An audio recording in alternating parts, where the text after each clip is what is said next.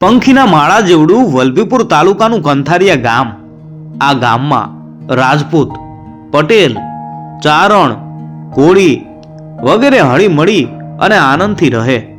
એમ કહેવાય છે કે વર્ષો પહેલા કંથારિયાની સીમમાં અબોલ પશુના રક્ષણ માટે એક રાજપૂતે પોતાની કુરબાની આપેલી.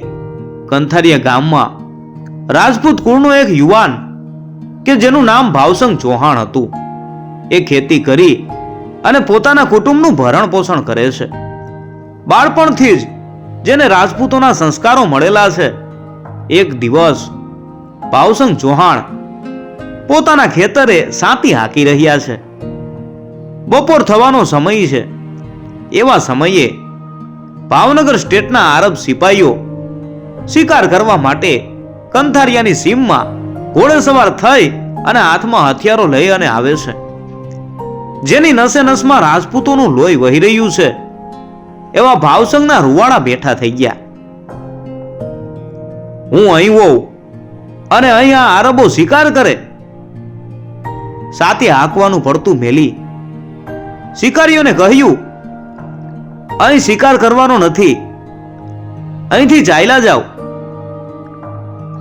આરબ સિપાહીઓ પણ ગાંઠે એવા નહોતા.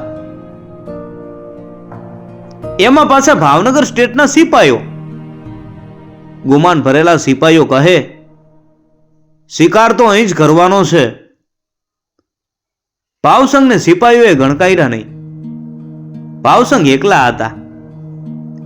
સામે સિપાહીઓ ઝાઝા અને હથિયાર સાથે હતા. ભાવસંગ ક્રોધે ભરાયા અને દોડતા દોડતા ઘેર આવ્યા. ઘેરથી તલવાર લઈ ઘોડે ચડી અને પાછા સિપાહીઓ સાથે ધીંગાણું કરવા આવી પહોંચ્યા. સિપાહીઓએ પડકાર કર્યો કે થાજો માટી. ભાવસંગ એકલા હતા, પણ સુરવીર યોદ્ધા એટલે એકે હજારા. સામ સામી ઝપાઝપી થઈ.